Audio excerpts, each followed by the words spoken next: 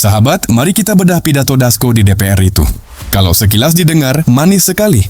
Ada permintaan maaf, ada janji evaluasi, stop tunjangan rumah, moratorium jalan-jalan ke luar negeri, bahkan janji percepat RUU perampasan aset. Lalu ditutup dengan retorika, demi rakyat, demi bangsa, demi cinta tanah air.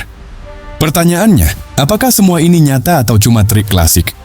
DPR itu ibarat orang yang ketahuan maling ayam, lalu dengan muka sok sedih bilang, mulai besok saya nggak akan maling lagi demi kalian semua. Pertanyaannya, apa kita percaya? Karena ingat, yang mereka hentikan itu bukan gaji pokok, tapi tunjangan rumah. Itu pun baru diumumkan setelah publik ngamuk. Jadi bukan kesadaran, tapi keterpaksaan. Sama halnya moratorium jalan-jalan ke luar negeri. Itu diumumkan sekarang karena rakyat sudah bosan lihat wakil rakyatnya plesiran pakai uang negara. Kalau memang serius, DPR harus kasih bukti nyata. Potong drastis semua fasilitas mewah.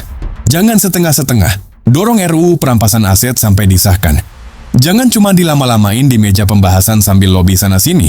Tegakkan demokrasi dan supremasi sipil. Jangan tiap ada mahasiswa turun ke jalan malah dicap makar atau teroris. Itu penghinaan terhadap demokrasi. Sekarang mereka bilang ini langkah menuju pembenahan, menuju transparansi. Baik. Kalau ini benar-benar dijalankan, ini bisa jadi tonggak sejarah. Bisa jadi salah satu fondasi buat Indonesia Emas 2045. Bayangin, sebuah DPR yang nggak lagi rakus fasilitas, yang berani sikat aset hasil korupsi, yang pajaknya adil dan nggak mencekik rakyat kecil. Itu baru DPR yang pantas disebut wakil rakyat.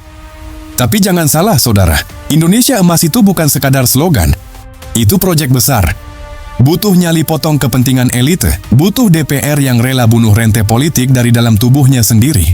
Kalau cuma berhenti di janji, Indonesia Emas akan jadi fata morgana, indah dari jauh, kosong ketika didekati. Kalau DPR serius, emas itu bisa ditempa. Tapi kalau DPR cuma modal omongan, emas itu akan berubah jadi besi karatan.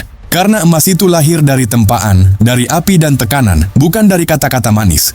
Jadi mari kita lihat, apakah Dasko dan kawan-kawan ini benar-benar berani?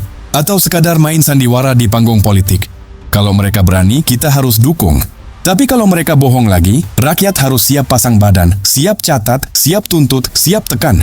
Ingat, Indonesia Emas 2045 bukan hadiah dari DPR.